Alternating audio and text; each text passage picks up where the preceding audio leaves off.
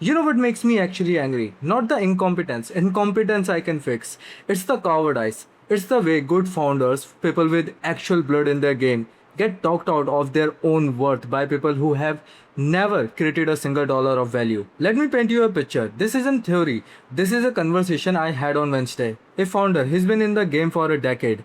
He got a service that he knows is worth $25,000 a month to a client. Easy. The results are undeniable. The ROI is clear.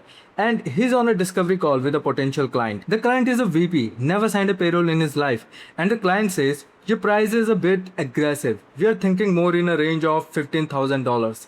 Can you work with that? And what my founder do? A guy who built a company from nothing. He folds. He says, yeah, we can definitely work something out. That's not a discount, that's a murder. He just murdered his own authority. He just told the VP, my pricing is based on fear, not value. Please manipulate me. And the VP walks away from that call not thinking, I've got a good deal. He's thinking, this guy was desperate. I wonder if the service is actually any good. And that's how you lose a sale you already had. This is the disease. It's an epidemic. I'm calling it right now. The high ticket pricing fear is a messaging failure. It's not a sales issue. It's not a confidence issue. It's a structural issue with your language. You build a system that invites negotiation. You build it when you said our standard package starts at. You build it when you put a pricing page on your website. You build it the moment you started explaining your price instead of commanding it.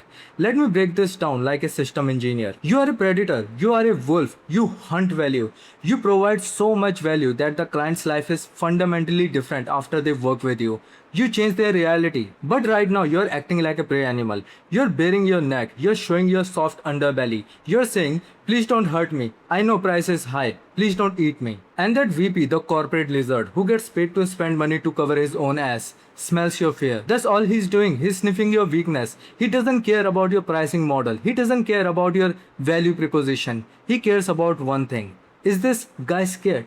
And when you say yes, we can work with that, you answered his question. Let me tell you what real authority looks like. I had a mentor. I asked him, how do you handle price objections? He looked at me like I was speaking a foreign language. He said, what objections? They call me. They ask for the price. I tell them. If they question it, I hang up. I said, you hang up? He said, yeah, they already know what I can do. If they are spending their time on the price, they're not serious. I don't need a client who needs to be convinced. I need one who is already convinced. That guy is worth 9 figures. He doesn't have a pricing page. He doesn't have a sales team. He has a phone and a reputation. You don't need their money. You need their respect. If they can't respect your terms, they can't be in your world. It's not an ultimatum. It's a filter. It's a gate. And this brings me to my point. You have a business, you have a service, you have expertise, but you're operating like a manager. You're trying to persuade, you're trying to manage their emotions, you're trying to be liked. Stop it. The chief architect doesn't build a chair to see if you like the design. He builds a chair because it is structurally sound. He doesn't care if you like it, he cares if it holds your weight. When you shift your language from here's what we can do for you to here's the reality of our operation, you are creating a gravity wall. You become the source. They come to you. They don't dictate terms. Look, I know it's scary. I know there's a voice in your head that says, what if they say no? What if I lose the deal? Let me tell you the truth, that hurts. That voice is not your intuition. That voice is the voice of a corporate slave you left behind. That voice is the memory of a middle manager who told you to be reasonable. Fuck being reasonable. Be undeniable. If I don't need you to survive, and I don't, then why am I negotiating? If I am the architect and you are the one with the structural problem, then you have no power. I hold the blueprints. I hold the vision. I hold the execution. That's not arrogance. That's just geometry of the transaction.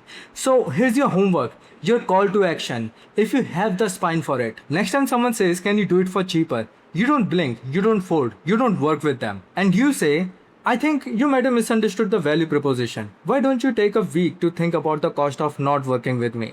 And we'll revisit the conversation.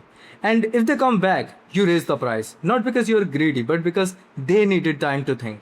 Time is a commodity. They wasted yours. That cost extra. Now, I don't know if you have the balls to do that. I don't know if the collar is already too tight. But if you want to prove yourself that you're not just a founder faking it, I challenge you to apply this filter on your very next sales conversation. And if you're sitting there thinking about all the money you have left on the table from fear-based discounting, that discomfort you're feeling, That's not shame. That's just a signal. It means your system is broken. It means your pipeline is leaking value. Send me your highest negotiated deal amount in the DMs. The one you regret, the one you gave away. We'll reply with the exact number you lost. That's not a sales pitch. That's a free audit of your own fear.